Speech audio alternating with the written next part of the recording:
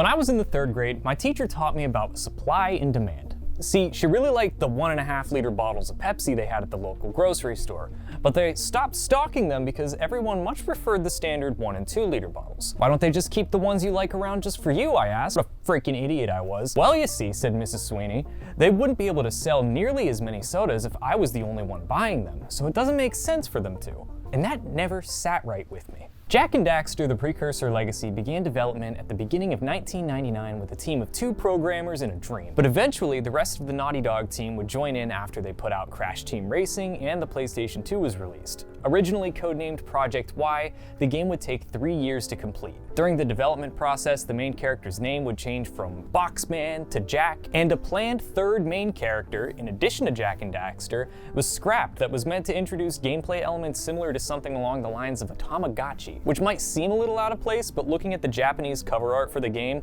it kind of fits the vibe, I gotta say. You play as a young, non-verbal teenager named Jak on a quest to stop the rogue sages Gaul and Maya from flooding the world with Dark Eco, which is this gross purple juice that turns your best friend Daxter into an Otzel, a half-otter, half-weasel cryptid thing at the beginning of the game. My parents did this really cute thing for me one year on my dad's birthday. My mom gifted my dad a PlayStation 2 with the Jak and Daxter bundle for his birthday, me. It was a gift from me. To this day, I don't know why they did it like this, but hey, I'm not complaining. My dad and I used to sit in our basement when I was little and play PlayStation 1 games together all the time. I'm talking absolute banger classics like Disney's Atlantis: The Lost Empire, Donald Duck, Goin' Quackers, Jet Moto 2, and Croc. So they assumed I'd be down with Jak, and oh boy was I. Only problem was my parents had no freaking clue what a memory card was, so that PS2 was about to stay on fully for months. I've played video games all 5-ish years of my life up until this point, and I always had fun with them, but Jak and Daxter, the Precursor legacy, had my little gamer boy hands in an absolute vice grip. This was one of the first games with a fully interconnected world with no loading screens. The story was gripping, the graphics were unmatched at the time, and the gameplay was fun as hell. A couple of years go by, and I continue to play Jak and Daxter off and on. I don't know if any other people experience this, but when I was a kid, I didn't try to beat games. Well, I didn't even really know you could beat them. I just kind of ran around and punched stuff and wanted to see what happened if I jumped off of stuff or glitched into the walls somehow. Imagine my surprise when years later, I randomly stumble upon Jak 2 at EB Games one day after I dragged my mom there while she was trying to return a couple things to Boscov's at the mall. This thing looked crazy. Jak's got long hair, he's a werewolf or something now, and he's holding a gun. To top it all off, it literally said on the back of the game case, after 2 years in prison, Jak's mad as hell and he's out for revenge. Somehow I was able to convince my mom to buy me it, even though the argument, Jak has a gun now, didn't make her seem too thrilled about it. But Jak 2 immediately became my favorite game of all time. Having begun development immediately after wrapping up the Precursor legacy, Jak 2 runs in the same game engine as before, but now they're directly competing with Grand Theft Auto 3. The story revolves around Jak and company accidentally launching themselves into a distant dystopian future in the game's opening cutscene after activating a weird-looking vehicle thing that they find at the end of the first game. Jak immediately gets arrested, and Daxter runs away to become an exterminator for the next 2 years. During that time, Jak is tortured by Baron Praxis of what we now know is Haven City, with supposedly lethal amounts of Dark Eco, that stuff that made Daxter a rodent, in an attempt to turn him into the Winter Soldier or something, I don't know. It works, kind of, but not until Daxter finally comes to the rescue and we hear the very first full sentence Jak ever says. I'm gonna kill Praxis! You spend most of the game using your newfound Dark Eco abilities and fancy guns to do work for the leader of the city's underground rebellion, Torn, a crime lord named Crew, and a mysterious old man called Core who needs you to protect a child only known as the Kid. You eventually unravel that Baron Praxis is befriending the Metalheads, which are these creepy monsters you fight that spit out shiny electric gem things when they die, and bribing them to continue attacking Haven City just enough to upkeep a level of controlled chaos that lets him maintain his position of power. But at the end of the game, it turns out that the old dude that you've been helping, Core, is actually the leader of the Metalheads, and he was supposed to be using the little boy because for some reason he's the only one with the ability to activate a special Precursor stone, which would release a cosmic being that Core would then use to destroy the world because plot. Oh, and that little boy is actually Jak as a kid. It turns out the whole first and second game are a time loop. The game ends with you murdering all the bad guys and sending the kid back in time so that he grows up, forgets everything that just happened, and presumably does the exact same thing over again, only to send another young version of himself back in time again. It was Jack's dad the entire time? Jack off. It's a seriously convoluted story and vastly more mature than its predecessor, and you might be thinking, wow, you must have been a really smart kid for being able to finish that and comprehend all of it.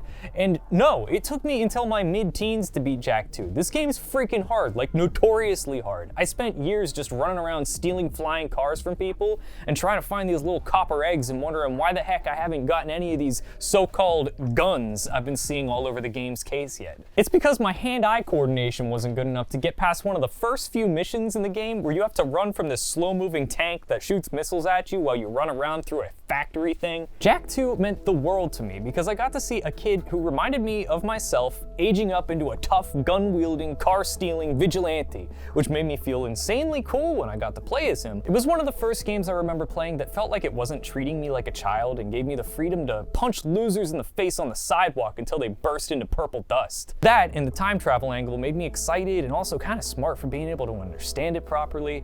The bright and colorful visuals from the first game were swapped out for the dull and dreary looks of Haven City. Everything feels hopeless until Jak comes in to save the day, and he freaking does, and it's awesome. That is, until we get to Jak 3. The final mainline entry into the Jak franchise, as far as I'm concerned, started development again pretty much immediately after Jak 2. Seriously, these games were like Assassin's Creed before Ubisoft could even spell Altair. But Jak 3 was directly inspired by this obscure dune buggy riding game called Smuggler's Run, which was an early PS2 release that has remarkably similar gameplay to the driving sections in Jak 3, go figure. The final release came out in 2004 and featured the entirely new outcast city of Spargus around the surrounding desert wasteland to showcase the game's new vehicle combat. Jak 3 starts with him, Daxter, and a parrot monkey dude from the previous game, Pecker, yes that's his name, being banished to the wasteland by a creepy dude with a cane named Vigor. They're then found by other outsiders, nursed back to health, and begin making a name for themselves inside the fighting arena and communal garage thing. Eventually, you learn about a giant spaceship that's approaching the planet that's full of creatures known as Dark Makers, planning on taking over the world. All the while, Haven City is losing an all-out war with the Metalheads now that the Baron isn't there to keep the people safe. You spend a lot of the beginning of the game navigating through ancient catacombs built by the Precursors, you know, from the title in the first game. The Precursors have always existed in the background of these games, mostly in the form of a really deep-voiced statue that gives you some kind of reward for feeding it different collectibles. Anyways, a bunch of nonsense happens in Jak 3 that all culminates in the Dark Makers arriving. Now, Vigor, the guy from the beginning of the game, wants to become a precursor or something, and the Dark Makers turn out to just be precursors that were exposed to and corrupted by Dark Eco, and it all comes back to Dark Eco. The game ends with Vigor and Jak racing to the planet's core through the ancient catacombs until they finally reach a real-life precursor, which in the most ridiculous twist I have ever experienced turned out to actually be a small group of Otzels, like Daxter, that are controlling a hologram that looks like a precursor, and it turns out these little cute little guys are just the Precursors, and they indulge Vigor in his efforts to become one himself. The Precursor cuties then leave to go on an adventure to see all of the universe, but not before also giving Daxter pants and turning his humanoid girlfriend Tess into an Otzel as well. Jak also fakes out Daxter by pretending to leave with the Precursors, but then walking up behind him saying, "I couldn't leave you, Dax. With all our adventures ahead, you wouldn't last a second without me." And then the game ends. Now, Jak and Daxter's story doesn't actually end there, but the overarching Haven City Doomsday plot kinda does. Jak X follows the main characters through the previous games, being forced to drive in crazy combat races in order to win the antidote for a poison that they all conveniently consume at the beginning of the game, and the whole thing is orchestrated by Crew, who was that crime lord dude from the second game with the floaty wheelchair who's been dead for over an entire game at this point. The story's good, don't get me wrong, and the gameplay is actually pretty fun. They really built on the driving from Jak 3, but this game wasn't nearly as enjoyable to me as the other Jak games. And speaking of not enjoyable, Jak and Daxter, The Lost Frontier, is an abomination. Naughty Dog outsourced this one to another studio, High Impact Games, while they worked on Uncharted, and it shows. The game revolves around Jak and Daxter escorting escorting their friend Kira, who's been with them since the very first game, but for some reason looks and sounds completely different here, on her way to become a sage and to help find the reason for a worldwide eco shortage that's apparently happening now. They end up crashing on a sky island, which is new also, and everything you know about the series is all of a sudden ruined. The once tight 3D platforming is replaced with clunky movements and a sense of gravity that is just way off. The cool guns are replaced by an eco staff thing for seemingly no real reason at all, and the action-packed combat racing they just spent 2 games refining is completely abandoned for aerial combat over dull, cloudy skies. And the worst sin of them all, they hit my boy Daxter with the dark eco again, and now he can turn into Sonic from that one Werewolf Sonic game. Jak and Daxter: The Lost Legacy released to average reviews, but among dedicated fans of the series, they might as well have just not put out anything.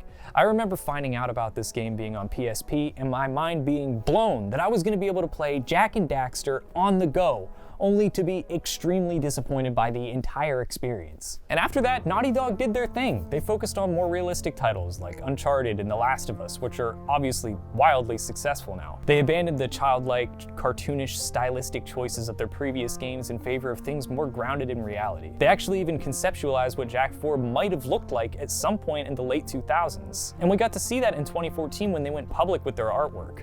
But Naughty Dog took issue with altering the source material so much, and after so many changes to the formula, Jak and Daxter would inevitably evolve into something else entirely. Once The Last of Us released, it was game over. The success coming from Joel and Ellie ensured that the Jak and Daxter studio went static and has remained so since at least 2010. And no matter how unlikely it is that Jak 4 will ever be released, it's never truly off the table since Sony still has the rights to the IP. Yes, it's been a long time, and most of the original team that worked on the projects probably aren't there anymore, but I'm confident in Naughty Dog's ability to make compelling pieces of media. They might have thought that the realistic Jak and Daxter designs were too much of a departure over a decade ago, but things can change, and designs can evolve and become better too. I like to fantasize that at least one person is working behind the scenes on a passion project of sorts to slowly bring our boys back from the dead. I never liked what Mrs. Sweeney said to me that day about the soda. Yeah, it made sense for the company to stop selling the product most people didn't want for financial reasons, but it can't make people stop caring about what they once had, or stop them from hoping something might change in the future. Yes, Jak 4 might never happen, but if it did, I like to imagine the feelings I'd have about it, and what might happen to Daxter and his girlfriend, or what those cool cogs sticking out of the ground were, or how Haven City was built. Jak 4 wasn't meant to be remembered as something that almost happened. After all, we kind of have it already. Every part of it we can have, at least. The information, the concept art, the context of the games leading up to the plot. That's what Jak 4 should have been all these years. Not just some game that hasn't come out. After all, isn't Jak 4 just all the jack-offs we had along the way? I'm Kyler, and if you liked this video, please hit subscribe, and please leave a comment if Jak and Daxter means anything personal to you. Or don't, I don't know, I'm not your dad.